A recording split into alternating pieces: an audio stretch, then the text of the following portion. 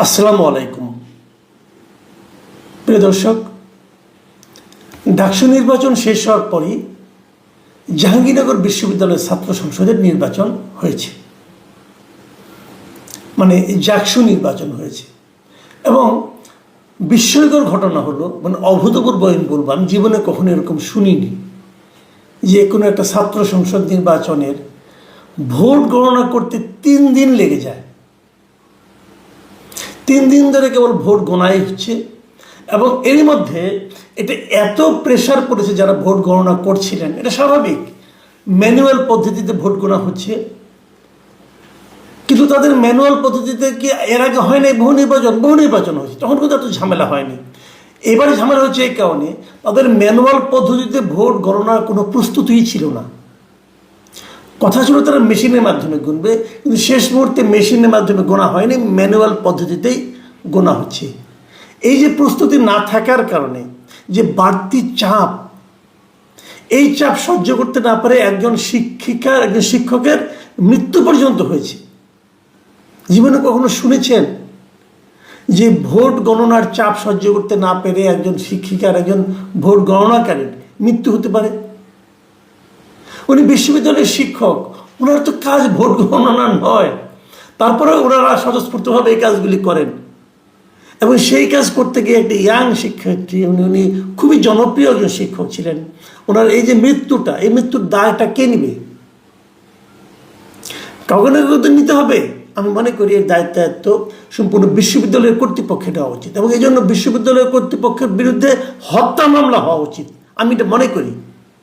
আপনারা বিশ্ববিদ্যালয়ের দায়িত্ব নিয়েছেন, নির্বাচনের দায়িত্ব নিয়েছেন, আপনারা কেন একটা নির্বাচন কন্ডাক্ট করতে পারলেন না?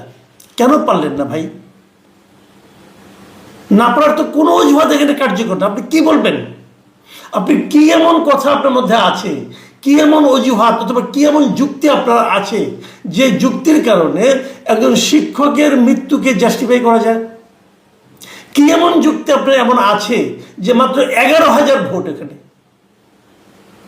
11,000 ভোটের একটা বিশ্ববিদ্যালয়ে ভোট গণনা করতে 3 দিন লাগানো যায়?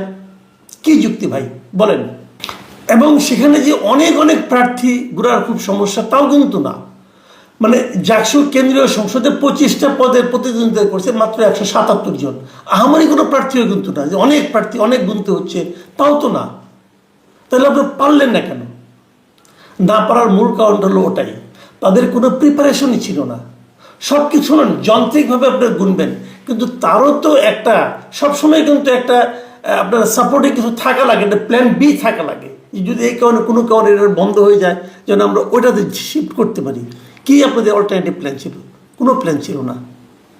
মানে এরকম ভয়ঙ্কর ব্যর্থতা আমার জীবনে আমি কখনো দেখিনি। কিন্তু সেটা নিয়ে কি হচ্ছে আবার দেখেন, আরও অনিয়মে কতগুলি মানে সীমা নাই। নির্বাচনের দিনই দেখলাম একজন শিক্ষক উনি কমপ্লেন করছেন যে যে অমোচনীয় কালি দেওয়া হয়েছে এটা অমোচনীয় নয়, এমনি উঠে যায়, নর্মাল কালি দেওয়া হচ্ছে। নিশ্চয়ই এটা চুরি হয়েছে, অমোচনীয় কালির জন্য টাকা নিয়ে এটা কম দামি কালি নিয়ে আসছে, চুরি হয়েছে। আবার দেখুন উনি নিজেও মানে নির্বাচনকে বলে যে এই নির্বাচন হচ্ছে না। উনি যখন এটাকে বলছেন তখন একজন শিক্ষক যিনি নির্বাচনের দায়িত্বে ছিলেন এবং গুরুত্বপূর্ণ দায়িত্ব ছিলেন, উনি যখন এগুলি বলছেন তো তার কথা কেউ কর্ণপাত করছে না।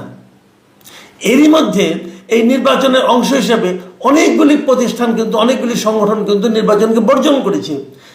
জাতীয়তাবাদী ছাত্রদল তারা নির্বাচন বর্জন করেছে, প্রগতিশীল শিক্ষার্থীদের সম্প্রীতির ঐক্য তারা বর্জন করেছে, ছাত্র ইউনিয়ন, ছাত্র ফ্রন্ট, স্বতন্ত্র, তারপরে এরা অনেকেই কিন্তু নির্বাচনটাকে বর্জন করেছে। কয়েকজন স্বতন্ত্র প্রার্থীও নির্বাচনটাকে বর্জন করেছে। কেন বর্জন করলো? এটা কিন্তু একটা গুরুত্বপূর্ণ বিষয়। বর্জনের এই জিনিস বর্জন করতে হলো কেন?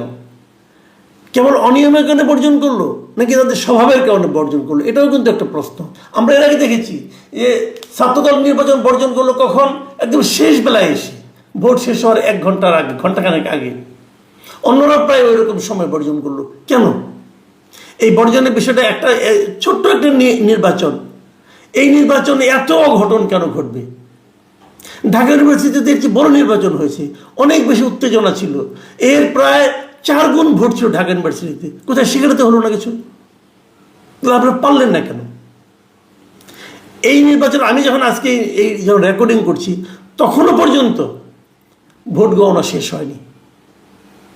রাত্র থেকে 11টা-12টা থেকে হবে কি না হবে আল্লাহ জানে। তারপর যে যারা বর্জন করেছে তারা এই নির্বাচনকে কতটুকু গ্রহণ করবে সেটা নিয়ে আরেক নাটক হবে। এটা আমরা দেখেছি যে এই যে মানে অযোগ্য লোককে যখন একটা বড় পদে বসিয়ে দেওয়া হয় তখন মনে হয় এই ঝামেলাগুলি হয়।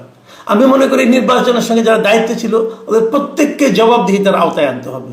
যে জিনিসটা আপনি পারবেন না সেই জিনিসটার দায়িত্ব আপনি কেন নেবেন? আরেকটা কথা বলি, যে জিনিসটা বলি আলোচনা হয়তো শেষ করবো আমি। একটা জিনিস মাথায় রাখবেন যে ডাকসু নির্বাচন হয়ে গেছে আজকে কয়েকদিন হয়ে গেল। এখন আমি দেখছি যে সেই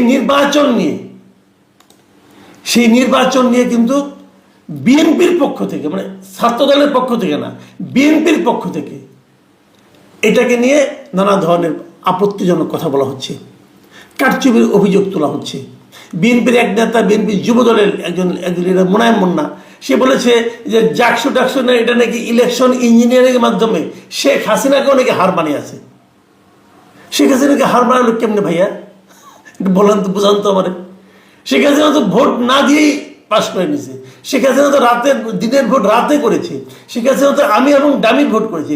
এই যে ইঞ্জিনিয়ারিং, এই ইঞ্জিনিয়ারিংকে কিভাবে হার মানানো ভাই বুঝান আপনি? মানে মুখে যা আসবে তাই বলে দেবেন? কি এমন রাজনীতি আপনারা করেন যে মুখে যা আসলো সেটা বলে দেওয়ার আপনারা বৈধতা পেয়ে গেছেন? যখন এরকম একটা দায়িত্বশীল ব্যক্তি, উনি যুবদলের সভাপতি, উনি যখন এই ধরনের কথা বলেন তখন ছাত্র দলকে কিন্তু নানাভাবে পরিচিত করেন যে তোমরাও মানে না, তোমরা ওই নির্বাচনকে মেনো না, তোমরাও নির্বাচনের সম্বন্ধে এই সমস্ত কথাবার্তা বলো। কেন বলবেন আপনি? তাহলে আপনি একটা প্রমাণ দেন। এ পর্যন্ত ডাকসু নির্বাচনে আমি দেখেছি অনেকে অনেক কথা বলেছেন, কিন্তু এখন পর্যন্ত আমি কারোর কাছ থেকে একটা প্রমাণ পেলাম না। খালি সুইপিং কমেন্ট। কেন ভাই সুইপিং কমেন্ট আপনি কেন করবেন? এই সুইপিং কমেন্ট করার এখতিয়ার আপনাকে কে দিয়েছে? এটা তো হয় না। এবং এর মাধ্যমে আপনারা যে স্টুডেন্টদেরকে, মানে আপনাদের যারা ছোট ভাই, তাদেরকে যে প্ররোচিত করছেন যে একটা কিছুকে মানে নিজের পক্ষে না গেলেই সেটাকে অস্বীকার করা, নিজের পক্ষে যায় নাই অতএব নির্বাচন ভালো হয় নাই, এই যে মানসিকতাটা, এটা আমরা আগেও দেখেছি, জাতীয় নির্বাচনেও দেখেছি। তো এই মানসিকতাটা তো গণতান্ত্রিক মানসিকতা নয়। গণতন্ত্রের ধর্ম হচ্ছে একজন জিতবে একজন হারবে। এখন যিনি হারবেন তিনি যদি সেটাকে না মানতে চান তাহলে ধরো না, বরঞ্চ আপনাদের আত্মসমালোচনা করা উচিত যে কেন আপনারা পারলেন না। এই নেতাদের উচিত তার এসব ছোট ভাইদের নিয়ে ডেকে নিয়ে বসা, বোঝানো যে তোমরা কেন পারলা না। তো এটা তো আপনারা করেন নাই কাজটা। আপনারা গড্ডালিকা প্রবাহে গা ভাসাচ্ছেন এবং গড্ডালিকা প্রবাহে গা ভাসিয়ে আপনারা ভাবতেছেন এই দেশের সবাই আপনাদেরকে দলে দলে যে ভোট দিয়ে আপনাদেরকে ক্ষমতায় বসিয়ে দেবে। ভাই দুনিয়াটা তো সহজ না। এই যে ভোট বড় মারাত্মক কিছু, আপনাদের বোঝা উচিত। আগের ভোট ভুলে যান, আগে কিভাবে ভোট হয়েছে, হুজুকে ভোট হয়েছে, এগুলোকে তখন ভুলে যান প্লিজ। এখন যার হাতে ভোট তাকে খুশি করার, তার জন্য কিছু করার চেষ্টা করুন, না হলে কিন্তু সামনে অনেক দুর্ভোগ অপেক্ষা করছে। প্রিয় দর্শক, আশা করি আমাদের যারা নাকি লিডার আছেন, যারা নেতা আছেন, তারা বুঝতে শিখবেন যে ক্ষমতার উৎস ওনারা না, ক্ষমতার উৎস জনগণ, ক্ষমতার উৎস সাধারণ ভোটার। সেটা কি ডাকসু হোক, কি জাকসু হোক, কি জাতীয় নির্বাচন হোক। প্রিয় দর্শক, এখন এই পর্যন্তই। আল্লাহ হাফিজ।